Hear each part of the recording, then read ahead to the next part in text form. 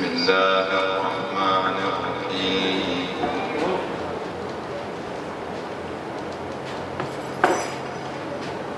صلى الله عليك يا سيدي ويا مولاي يا رسول الله. صلى الله عليك وعلى آل بيتك المظلومين. صلى الله عليك يا مولاي وابن مولاي يا أبا عبد الله يا رحمة الله الواسعة ويا بهجات الأمة يا عبرة كل مؤمن ومؤمنة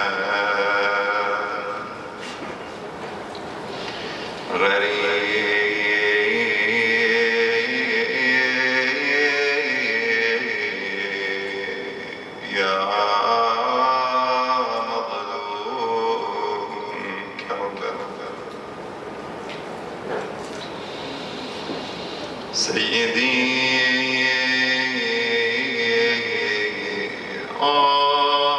محمد حسين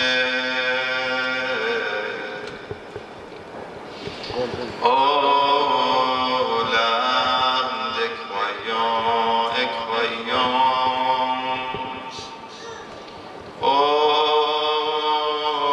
étrangers opprimés assoiffés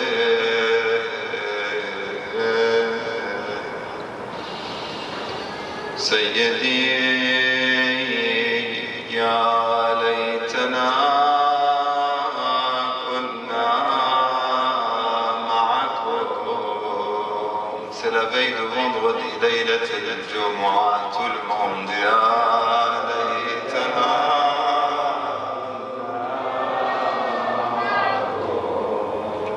فنفوز فوزا عظيما إن شاء الله. قال الله تعالى في محكم كتابه المجيد بسم الله الرحمن الرحيم يا أيها الذين آمنوا توبوا إلى الله توبة نصوحا عسى ربكم أن يكفر عنكم سيئاتكم ويدخلكم جنات تجري من تحتها الأنهار. Oh vous qui avez cru, répondez-vous à Allah d'un repentir sincère. Il se peut que votre Seigneur vous efface vos fautes et qu'il vous fasse entrer dans des jardins sous lesquels coulent les ruisseaux. Décorer notre majlis avec salat ala Muhammad wa ali Muhammad.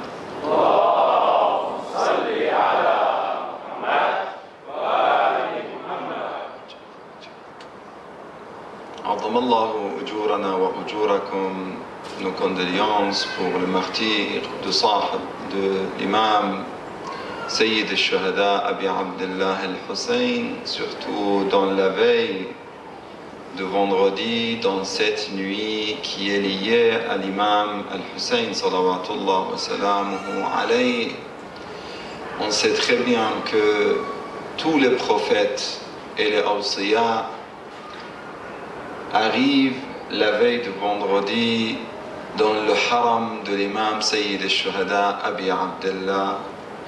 Nous n'avons pas cette nuit l'occasion d'être à Karbala, mais au moins nous sommes sous la tente de l'imam al-Hussein salawatullah wa salamu alayhi. Si nous n'avons pas eu cette chance, et Inch'Allah qu'Allah nous écrive parmi les visiteurs de Hussein pour être sous la coupole de l'imam alayhi salatu wa salam. Mais Inch'Allah, Allah nous récompensera bi'idnillahi ta'ala. Ce soir, c'est, comme vous le savez, c'est la nuit de l'imam Moussa al-Kadhim, salawatullah wa salamu alayhi, Bab al-Hawa'ij. Imam Moussa al-Kadhim, le fils de l'imam al-Sadiq alayhi salam. Et la mère de l'imam Moussa al-Kadhim, l'épouse de l'imam al-Sadiq alayhi salam, elle est Sayyida al-Jalila Soumana al-Maghribiya, ou Hamida, excusez-moi, al-Maghribiya, Hamida al-Musaffat. L'imam al-Sadiq alayhi salam, il considère Hamida comme la grande professeure de fiqh, de jurisprudence. Il avait demandé aux gens et surtout aux femmes de profiter et de poser toutes les questions juridiques et religieuses à qui? À Sayyida Hamida. Aujourd'hui, on ne doit pas être étonné si on voit qu'il y a des femmes, on sait qu'il y a des femmes mujtahid. C'est possible. On ne va pas dire, peut-être, on n'a pas des titres comme Ayatollah pour elles, mais on a des femmes mujtahid, comme les hommes mujtahid. Et même les femmes peuvent arriver à être mujtahid, ça veut dire à ne pas suivre un marja. La personne qui arrive à marhalat au niveau de ijtihad, il n'a plus besoin de suivre un marja. Lui-même, elle-même, elle peut chercher, mais ça prend 20 ans, 30 ans d'études et des efforts. Et c'est pour des gens et des femmes qui mettent vraiment des efforts et du temps sur cette question. Sayyida Hamida, bien sûr, vous savez que Sayyida Hamida, elle avait aussi une fille qui s'appelle comment? Sayyida Fatima al-Ma'souma. Vous connaissez peut-être Sayyida Fatima al-Ma'souma, qui se trouve, son mausolée se trouve à Qom. Et Sayyida Fatima al-Ma'souma, la même chose, elle était une grande femme, une grande savante, avec beaucoup de connaissances. Les grands savants de l'époque, hommes et femmes, se référaient vers Sayyida Fatima al-Ma'souma. On dit une telle mère, une telle fille, un tel père, un tel fils, n'est-ce pas? Et on voit comment l'imam Moussa al-Kadhim, salawatullah wa salamu alayhi, il avait cette fille, c'est-à-dire sa mère professeur, sa fille professeur. L'imam al-Kadhim alayhi salam, pour être un peu le temps toujours court, c'est pas seulement il est court, mais il court aussi le temps. C'est pour ça, et dans le riwaya, al-waqtu kas-sayf, comme l'épée. In lam taqta'hu qata'ak. Nous aussi, on doit profiter et on doit partir rapidement pour présenter les points nécessaires et importants que j'ai préparés pour cette nuit. On voit que dans la question de ilm, toujours j'appuie sur la valeur de ilm chez les imams, car c'est le côté qui montre la préférence de Ahl al-Bayt, et nous, les suivants de Ahl al-Bayt, pour quelles raisons nous préférons Ahl al-Bayt aux autres? Pas seulement car ils sont les enfants des imams, non, mais parce qu'ils étaient, comme j'ai expliqué hier soir, ils étaient les plus savants de leurs époques, les plus pieux de leurs époques, les plus morales de leurs époques. Dans tous les côtés, ils étaient les meilleurs. Pourquoi je laisse ces personnes-là? Comment je peux mettre, ça veut dire mettre mon raisonnement ou ma raison à côté et laisser ma raison et suivre des gens qui étaient très loin de la connaissance, de la piété et de tout. Quand on compare entre l'imam Ali alayhi salam et des gens comme Muawiyah, est-ce que c'est comparable? Wal'iyadhu billah. Est-ce que quand on vient entre Hassan et Hussein d'un côté et Yazid d'un autre côté, Allahu Akbar, ce n'est même pas comparable.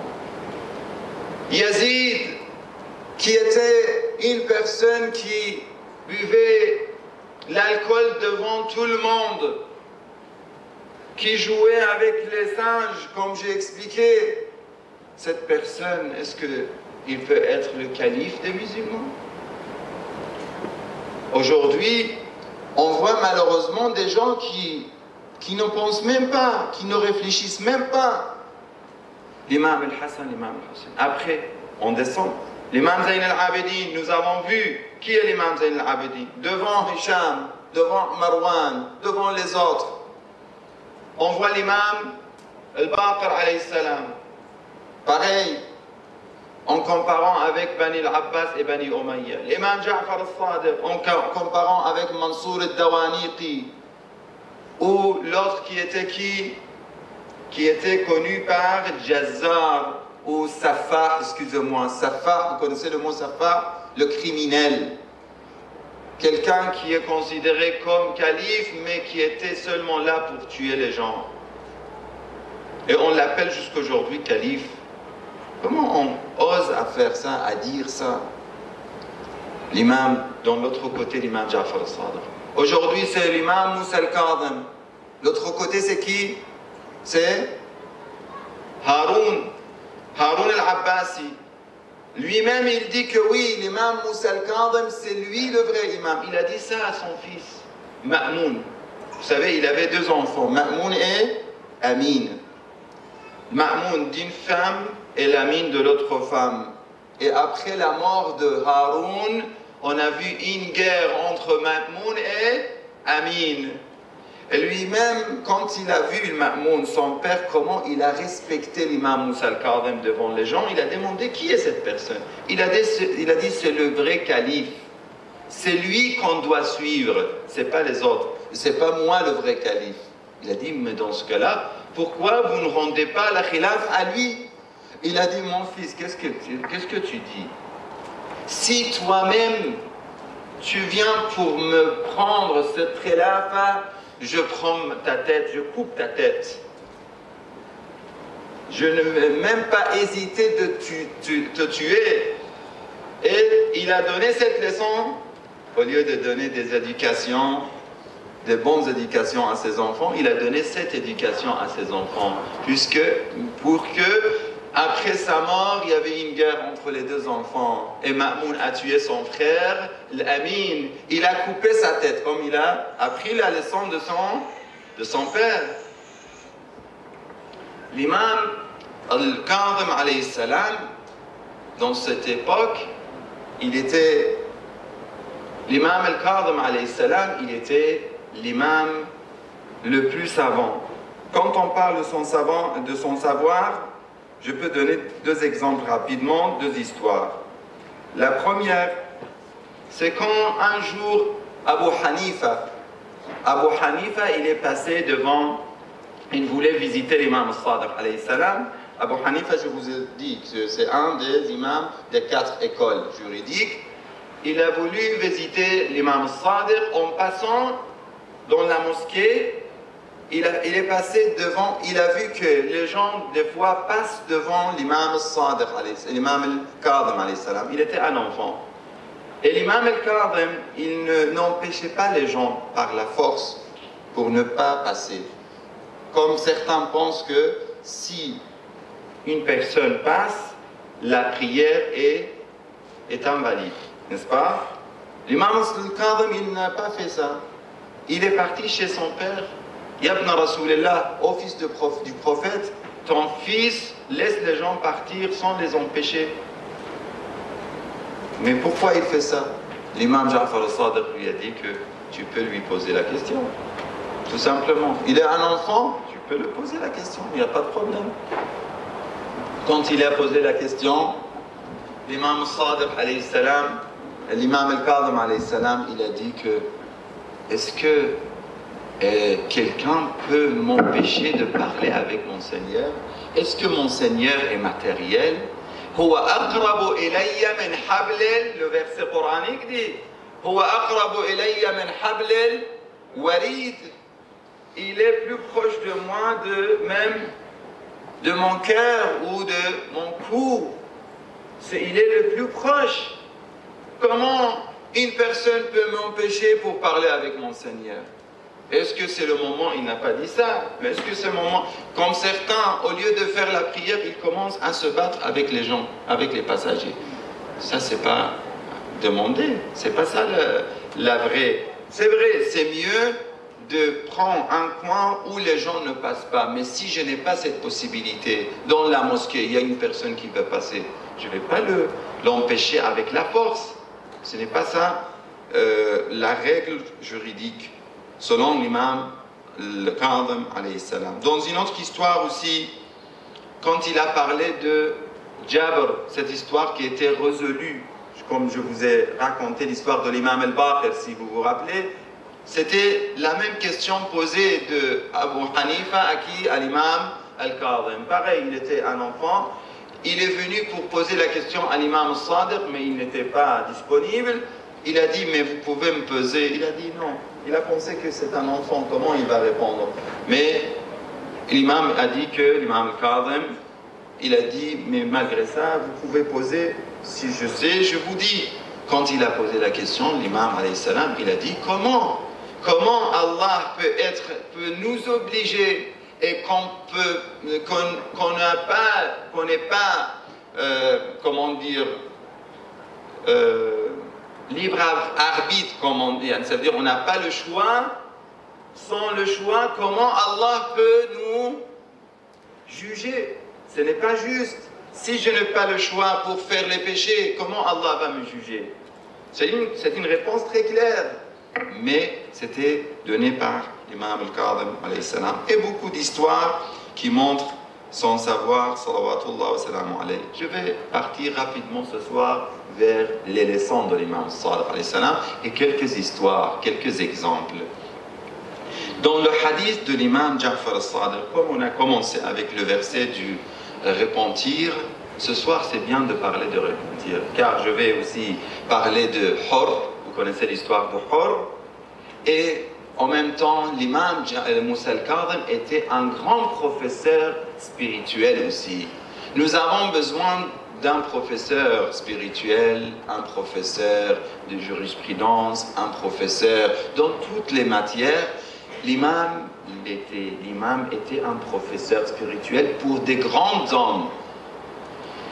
Je vous le dis, les jeunes présents dans ce majlis, je suis très fier, très content. Les frères, même je vois les visages que, masha'Allah, la majorité c'est des jeunes, et même les plus âgés sont toujours jeunes, car la jeunesse c'est dans le cœur, masha'Allah.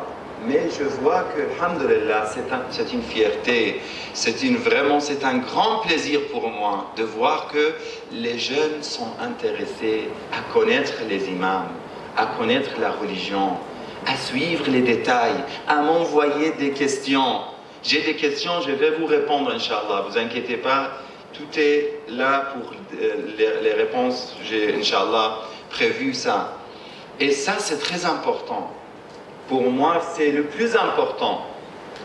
Quand je viens et je vois ces visages que Dieu aime, Allah aime ibadat al-shabab, l'adoration des jeunes. Et Allah, quand il voit un jeune, ça c'est dans le riwaya, il voit un jeune qui se repentit, qui se répand, qui demande le pardon à Allah subhanahu wa ta'ala, qui pleure pendant la nuit, qui fait 2 rak'ahs de prière entre lui et Allah, dans l'obscurité de la nuit, au lieu de faire le haram, il dit « Ya Allah, c'est Muharram qui est arrivé ». Et on doit avoir le courage.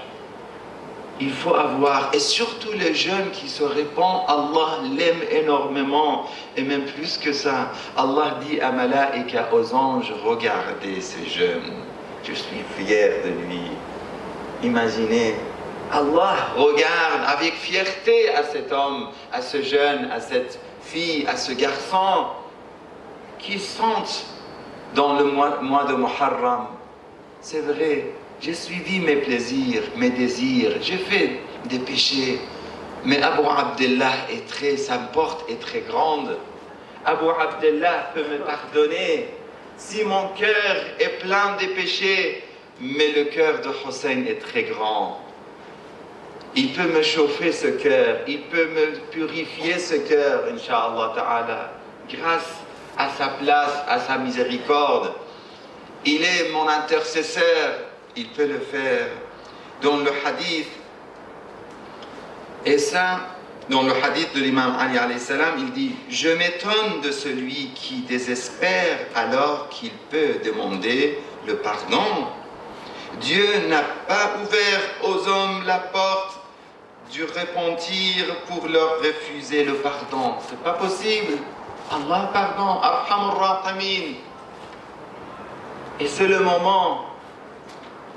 Croyez-moi, il y a beaucoup d'histoires. Je n'ai pas le temps pour vous raconter, mais vous pouvez voir dans les livres que vous trouvez. Beaucoup d'histoires qui montrent des gens qui ont profité de Muharram.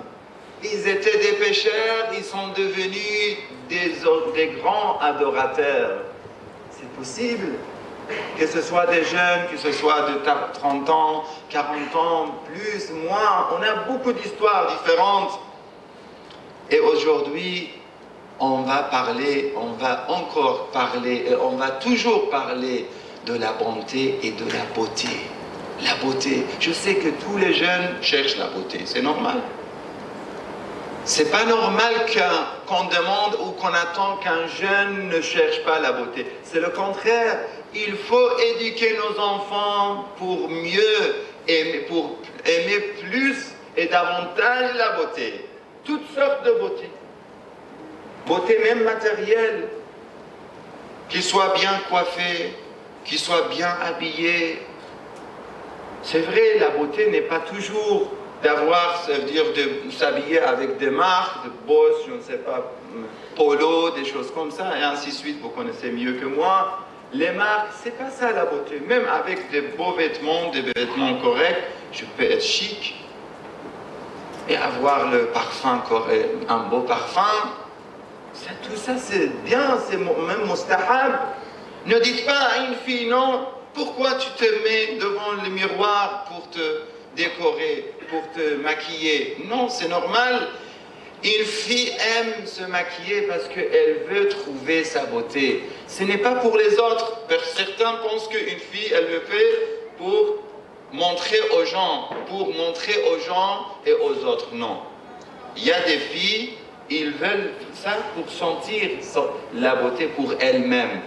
Il ne faut pas les interdire. Il y a des âges différents. Tout le monde a vécu les âges, la jeunesse. Et vous savez très bien, on doit accepter ça. On doit les aider, on doit les encadrer, on doit les comprendre. On doit être doux avec eux, on doit les suivre, on doit être amis avec eux. Ça c'est nécessaire, c'est même le plus nécessaire. C'est primordial. Il n'y a pas plus nécessaire que ça. Croyez-moi. Tout ce que vous avez dans cette vie, c'est quoi? C'est vos enfants, c'est vos fruits. Si je me trompe, vous me dites.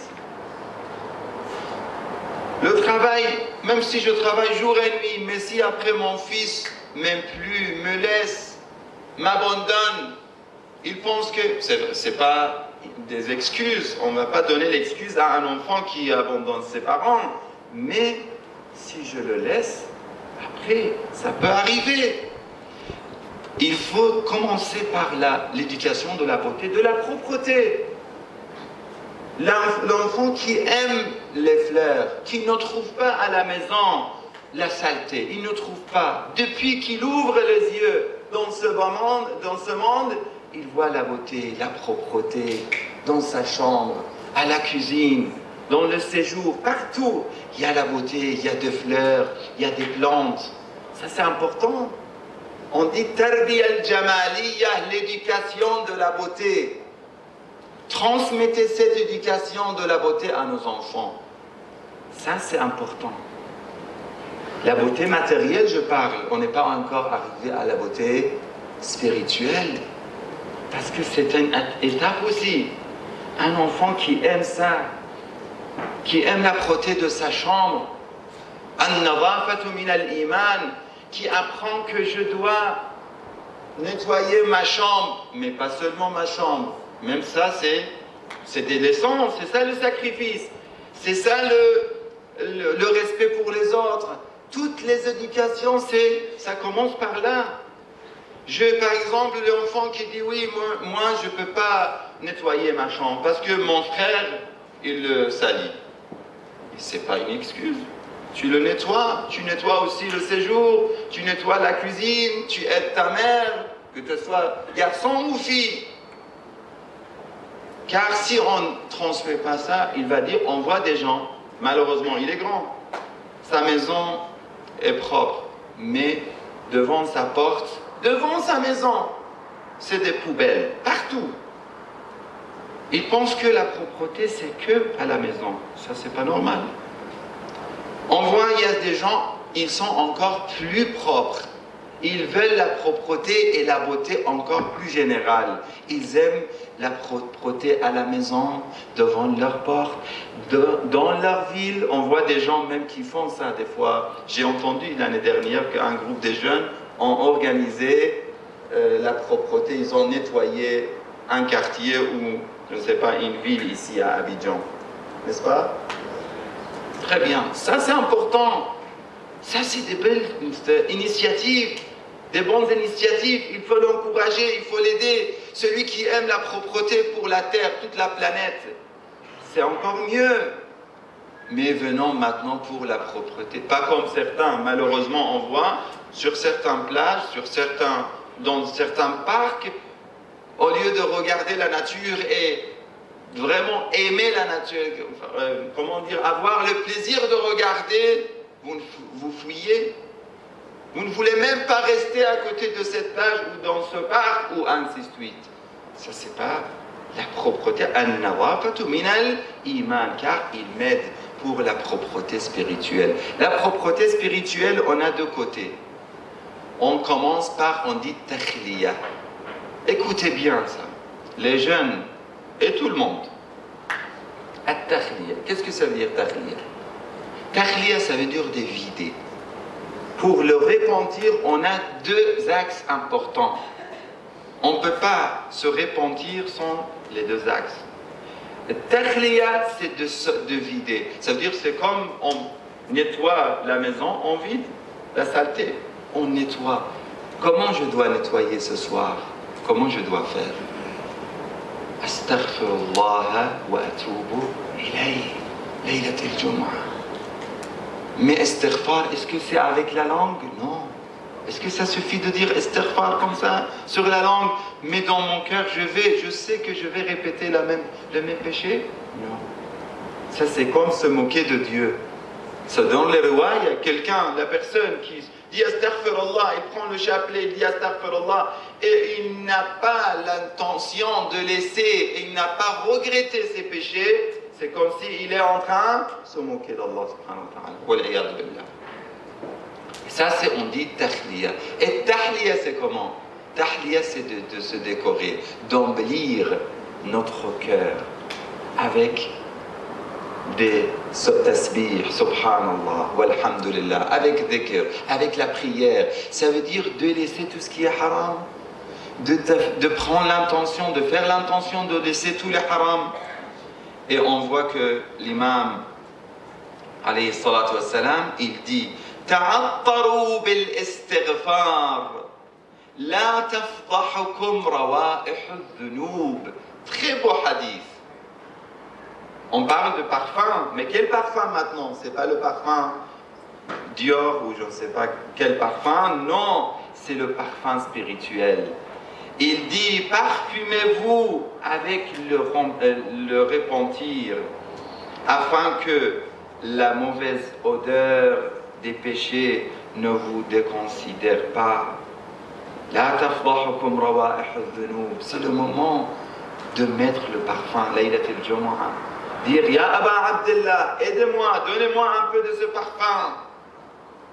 Ce parfum spirituel. J'aime sentir un peu de parfum spirituel. J'ai toujours senti le parfum matériel. Au moins, on goûte, on sent ce parfum spirituel qui est très agréable si on le sent. Inch'Allah, on va le sentir grâce à l'imam Sayyid al-Shuhada, Abi Abdullah al-Hussein. Une dame qui n'était pas pieuse, qui n'était pas correcte, était envoyée par Haroun dans la prison de l'imam al-Kadhim alayhi salam. Vous connaissez peut-être l'histoire, certains connaissent, mais ça c'est un exemple. Ils l'ont envoyé pour dire aux gens, regardez, même l'imam Moussa al-Kadhim, il sera influencé par cette belle femme. Cette femme est entrée dans la prison pour piéger l'imam alayhi salam. Mais quand elle a vu comment l'imam prosternait pour Allah, en disant Subbuhun Quddus, une prosternation toute la nuit, il n'est pas bougé. Subbuhun Quddus jusqu'au matin. Rabbul Malaikati wa Ruh. Subbuhun Quddus. Après quelques jours, ils sont venus pour voir qu'est-ce qu'elle a fait. Ils ont vu qu'elle, dans un coin aussi, elle est en train de dire Subbuhun Quddus. Elle se prosterne pour Allah. L'imam peut nous purifier ce soir. Demandez à Bab al-Hawa'ij. Il a dit Bab al-Hawa'ij, oui. Cheikh al-Wa'ili, un de grands orateurs connus, Cheikh al-Wa'ili, il raconte lui-même l'histoire de sa fille, sa propre fille. Et ça, c'est nouveau, c'est récent. Elle avait un morceau de verre qui était cassé. C'est entré dans son œil. Et elle a perdu la vue. Les médecins ont dit c'est plus la peine, il n'y a plus d'espoir. Il est parti chez l'imam Moussa al-Kadhim. Il a dit, moi je dis à tout le monde, Ya Moussa ibn Ja'far, Ya Bab al-Hawa'ij, je dis à tout le monde que tu es Bab al-Hawa'ij. Maintenant ma fille elle est dans telle situation, tu dois l'aider. Il n'a pas terminé cette visite. Quand il est entré, les médecins ont dit c'est fini, c'est plus la peine. Quand il est parti, il a vu sa femme, son épouse, souriante, très joyeuse, très contente. Il a su que, après, elle lui a dit que oui, c'est bon, notre fille, elle est soignée. Comment? Allah subhanahu wa ta'ala, il nous soigne, il soigne nos cœurs aussi. Comme il soigne nos corps, on demande à l'imam alayhi salam. Bishr al-Hafi, un autre serviteur, une autre personne, un grand homme, un grand commerçant, très riche, très connu, chef de sa famille. Cette personne était dans sa maison en train de faire le haram, des chants, des femmes, d'alcool, tout ça. Un jeune riche qui ne voyait pas, qui ne pensait pas à l'akhira. Il a tout oublié. Il a oublié son Seigneur, Allah. L'imam al-Kadhim, alayhi salam, était en train de passer à côté de sa maison. Il a écouté ces bruits, ces choses-là. La servante de ce commerçant était en train de sortir. L'imam lui a demandé une question. Hal sayyiduki abdun am hur? Écoutez bien. On va partir vers le majlis maintenant. Mais essayons de prendre notre vœu qui est l'istighfar de l'imam Moussa al-Kadhim. Il dit, il demande à cette dame, est-ce que votre maître, il est maître ou il est esclave? Elle a dit, c'est normal, c'est bien sûr. Comme vous dites, mon maître, il est mon maître, il est maître, il n'est pas esclave. Il a dit oui. S'il était esclave ou serviteur plutôt, il n'aurait pas fait ce qu'il est en train de faire. Elle est entrée. Il lui a demandé, le monsieur qui s'appelle Bécher, pourquoi t'as retardé? Elle a dit, il y a un monsieur qui est passé d'ici, il m'a posé cette question. Et Bécher, il a demandé, qu'est-ce que tu as répondu? Vous voyez, il y a des gens intelligents. Qu'est-ce que tu as répondu? Il a dit, j'ai dit, normal, tu es maître, tu es libre, tu n'es pas serviteur. Et lui, il est sorti de la maison rapidement. Il a couru derrière l'imam Moussa al-Kadhim. Sayyidi wa Mawla. Al-Af. Udran Sayyidi. Pardonne-moi, ya ibn Rasulillah, pour ce que tu as vu de moi. Il a dit, tu dois demander le pardon à Allah. Et depuis ce jour, il est devenu un des Ubbad et grands Zuhad. C'est connu. Bishrul Hafi. Vous savez qu'est-ce que ça veut dire Hafi? Hafi. On dit au Libanais aussi. Hafi, ça veut dire pieds nus. Pieds nus. Car il est sorti de la maison même sans porter des chaussures.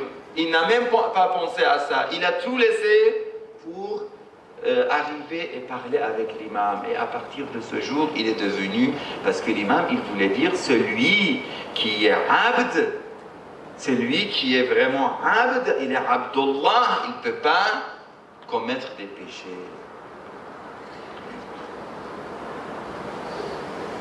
Et il y avait l'histoire de Safwan el-Jammal, la même chose. Et des autres histoires qui étaient des gens qui étaient changés, qui sont repentis grâce à l'imam el-Kadhim alayhi salam.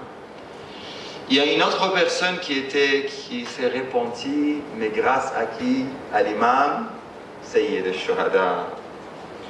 Cette nuit est dédiée aux fidèles de l'imam al-Hussein alayhi salam.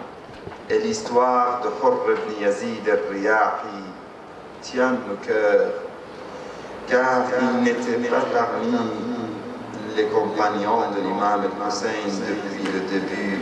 Comme notre cas, on n'est pas toujours avec Ahl al-Bayt, mais le moment peut-être est arrivé pour être des vrais partisans, de bons partisans. Mais grâce à son bon choix, à sa volonté forte, il a pu les rejoindre. Ce guerrier courageux qui était sous les ordres de Ubaydillah ibn Ziyad, il se demandait, que dois-je choisir? Vous voyez cet homme, comment intelligent, sage, et vous connaissez l'histoire de Omar ibn Saad. Omar ibn Saad, il a vu le prophète. Omar ibn Saad, il a vu comment le prophète aimait l'imam al-Hussein. Il savait très bien que l'imam al-Hussein, il est le petit-fils du prophète. Mais pour le dunya, il a dit, est-ce que je peux laisser la gouvernance de Rai de cette ville? Est-ce que je peux laisser le dunya? Non, il n'a pas pu. C'est ça le choix. C'est ça le repentir. Je sais, devant moi, il y a le paradis et il y a l'enfer. Je dois choisir moi-même, prendre le bon choix. Ça demande vraiment une bonne intention, une endurance, une bonne pensée, une bonne réflexion. Quelques minutes de réflexion ce soir peut changer ma vie. Quelques minutes. Je peux commencer la prière, pourquoi pas? Je peux commencer à rattraper mes prières, c'est pas difficile. Hier, une personne m'a dit que je suis en train de rattraper, il est très content, elle est très contente d'elle-même. Alhamdulillah. Par Allah, il dit, que dois-je choisir? La vie en ce monde ou l'au-delà? Par Allah, même si je dois mourir ici, je préfère le paradis en compagnie de Abi Abdullah al-Hussein. Mon Dieu, je retourne vers toi. Alors, reviens à moi. Il n'y a pas une phrase plus belle que cela, que celle-ci. Mon Dieu, je retourne vers toi.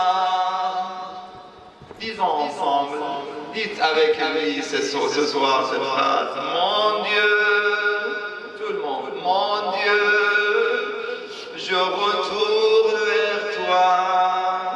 Alors reviens à moi. Bihaqq al-Hussein, ya Allah. Il se rendit vers l'imam al-Hussein et lui dit que ma vie te soit sacrifiée, ya Aba Abdallah. Je viens repentant auprès de toi. Vois-tu pour moi un repenti? L'imam dit oui.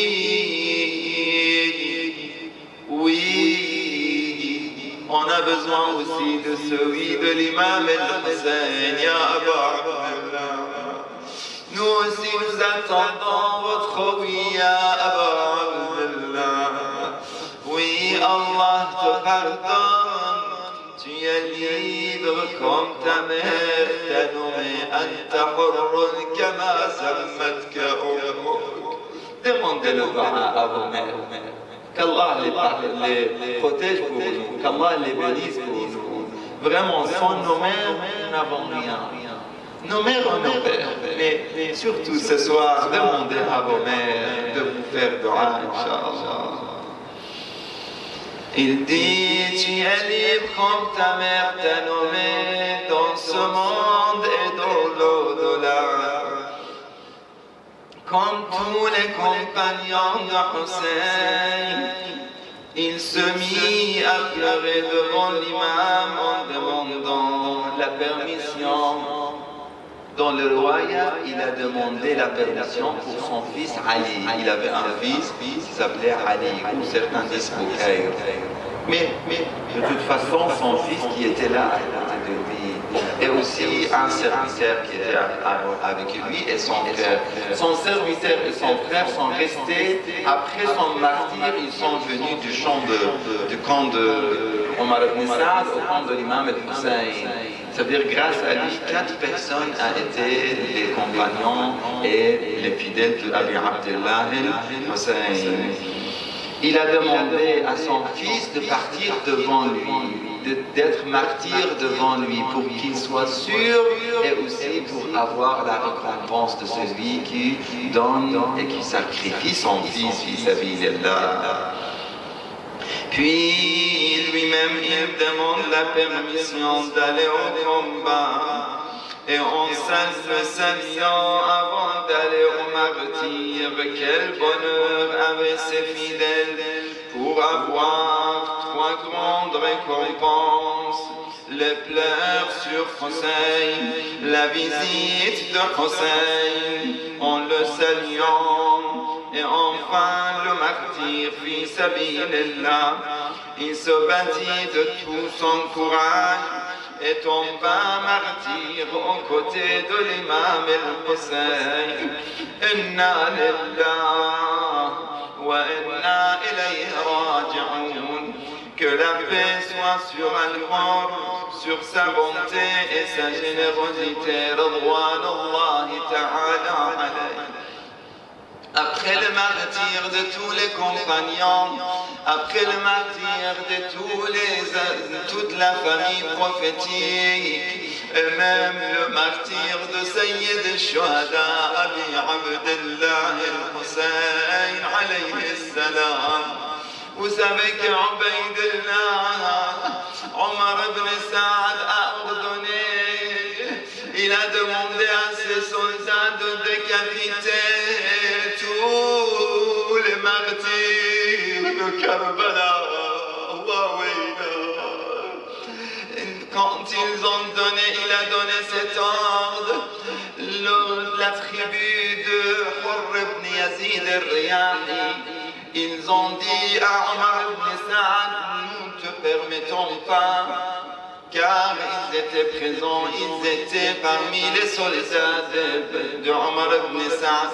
Ils avaient dit, on ne te donne pas l'autorisation et la permission de décapiter. Pourquoi? Pourquoi? Parce qu'il était leur chef de Bani Riyah, la tribu de Bani Riyah.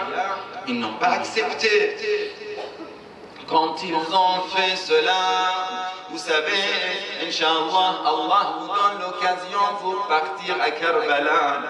Quand vous sortez de Bab al-Qibla, Qiblat al-Hussein alayhi salam, vers Al-Hur. Al-Hur, il est enterré à 6 km plus loin de Haram. Pourquoi? Car Bani Riyah, ils l'ont pris et ils l'ont enterré où il vivait. C'est pour ça que c'est à 6 km de Karbala et de Haram. Quand ils sont sortis vers la tribu, à leur gauche était le Mukhayyam, les tentes de Abi Abdullah et les femmes et les enfants de Hussein. Le Sayyida Zainab qui regardait cette scène touchante, choquante, bouleversante. Elle a vu qu'il y a une seule personne qui n'est pas décapitée et que les gens le prennent vers leur tribu. Elle a demandé quelle est l'histoire. Ils lui ont dit c'est la tribu de Hur qui a interdit de décapiter Ibn Yazid. Quand elle a écouté cela avec des larmes sur ses joues, elle est tombée par terre. Elle a regardé le côté de Hussein en disant l'imam al-Hussein, il n'a pas une tribu.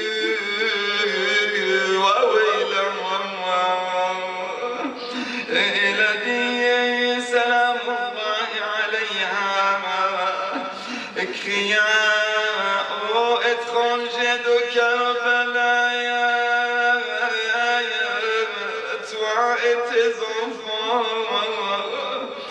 vous n'avez pas une tribu qui vous honore, les enfants du prophète. رحم الله من نادى وحسينا وغريبا. Quel étranger! L'imam al-Hussein, Zainab, regardait le corps de l'imam al-Hussein, ses enfants et ses compagnons gisant par terre, à ciel ouvert, et les femmes se mirent à crier, à pleurer, à sangloter, à se lamenter, à se frapper le visage, tant cette vision était insoutenable. Zainab, salamullah alayha, cria en se dirigeant vers le corps de son frère mutilé, tant la vision était effrayante. Oh Muhammad, que le roi du ciel prie sur toi. Oh Muhammad, voilà Hussein qui gît là, à ciel ouvert, dans un bain de sang, recouvert de terre mutilée. Wa Husseina, wa Mahrouma. Oh Muhammad, voilà ton fils décapité de dos.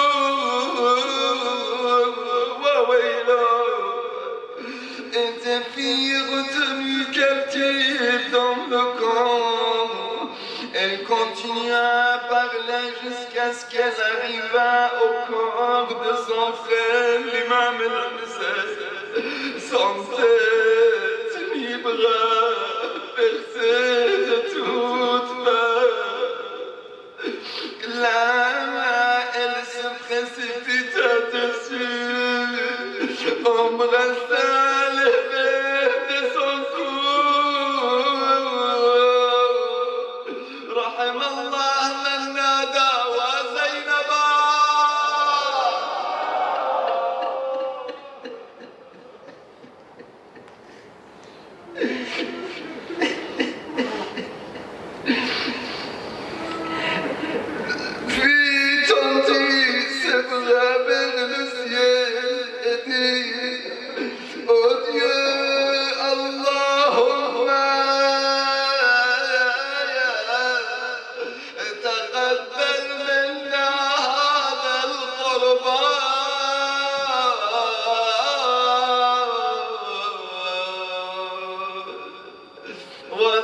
Il n'y a pas une image, une scène plus douloureuse que cette scène.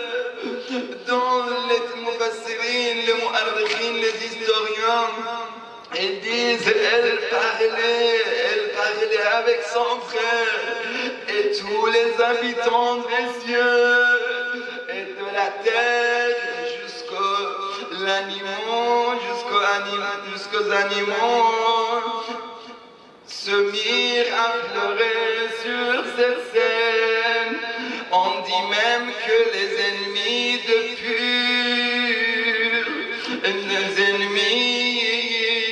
ne purent retenir leurs larmes. Quant à Soukaina, la fille de l'imam el-Hussein, elle se jeta sur le corps de son frère. Wa Soukainata, elle était la fille gâtée de Hussein, une fille de 10-11 ans, toujours attachée à son père.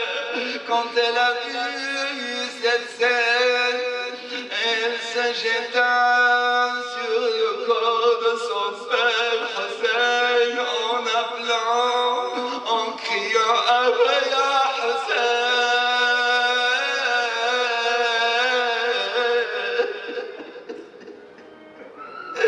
Ya Habibi, Ya Hussein, Nour Aini, Ya Hussein.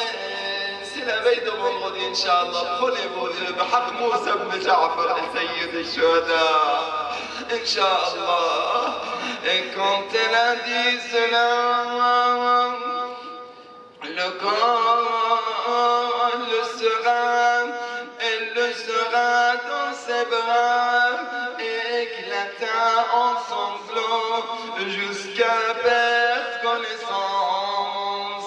Quand elle revint à elle restait accrochée au corps au point que 4 hommes ne suffirent pas pour l'en détacher.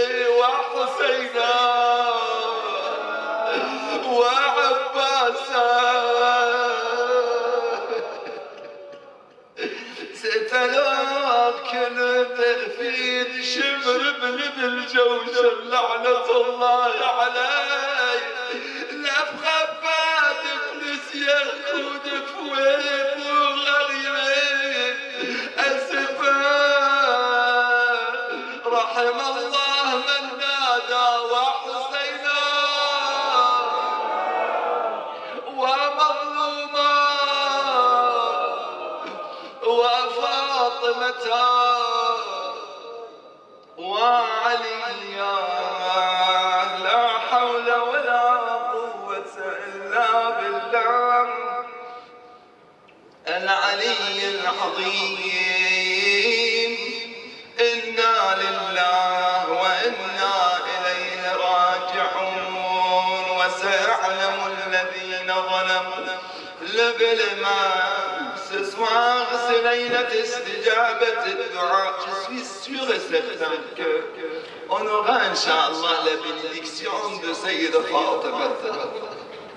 Car Soukaina est très attachée à Sayyida Fatima.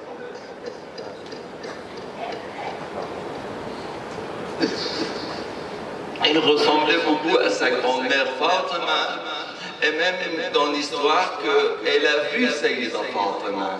Elle a vu sur la terre de Karbala la nuit de Ashura. Elle est partie vers elle pour se plaindre, pour dire Ya Fatima al-Zahra, Ya Fatima, ma grand-mère, tu vois les ennemis d'Allah, ce qu'ils ont fait avec nous. Bismillahirrahmanirrahim. Amma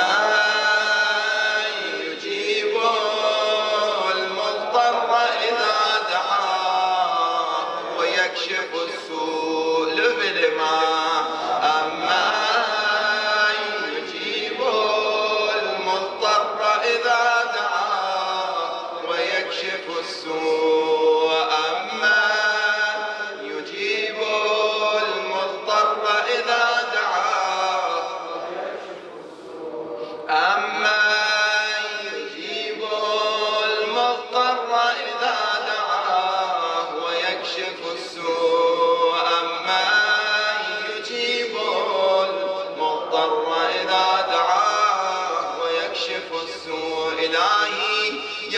مجيب المضطر يا الله، يا كاشف السوء يا الله، إلهي يا حميد بحق محمد، يا عالي بحق علي، يا فاطر بحق فاطمة، يا محسن بحق الحسن، يا قديم الإحسان بحق الحسين، بحق الحسين، بحق الحسين، وبعباس الحسين، وبزينب الحسين، وبسكينة الحسين، وبأولاد الحسين، وبأصحاب الحسين يا الله، وبصاحب الزمان جفوا يا الله، يا الله، يا الله، يا الله،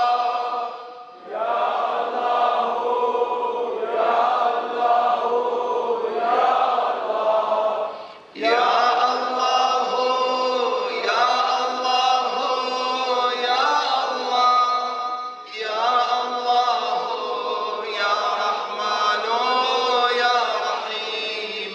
اللهم وفقنا لمراضيك، اللهم جنبنا معاصيك، اللهم لا تخرجنا من الدنيا حتى ترضى عنا، اللهم شاف مرضانا، شاف مرضانا. ليلة الجمعة يا من اسمه دواء الموت، يا من اسمه دواء وذكره شفاء، شاف مرضانا بشفائك العاجل يا الله، بحق الحسين يا الله. وفقنا لمراضيك، وفقنا، يسر لنا أمورنا. بني سبي، بني سبي، وتج سبي، وتجن فمي، وتجن زنفان، جرين ملا عجل في فرج مولانا صاحب الزمان. اللهم كن لوليك الحجة ابن الحسن صلواتك عليه وعلى آبائه في هذه الساعة وفي كل ساعة. ألزم غد الإمام المهدي وليا وحافظا وناصرا ودليلا وعينا حتى تسكنه أرضك طوعا وتمتعه فيها طويلا برحمتك يا أرحم الراحمين. إلى أمواتنا وأموات الحاضرين، وإلى من مات على الإيمان، لا سيما العلماء والشهداء والصالحين، وبالخصوص المرحومين الشيخ يحيى بولو وزينب خليفة وهادي مروي وحاج عباس عطار وعبد الله ترحيمي ونجيب عبد ساحلي وحج أميمة مغربي. الفامي المرحومين الفامي بيضون ودخل الله وعامر ودرويش ولد السديت ولد فرحم الله من يقرأ الفاتحة مع الصلوات.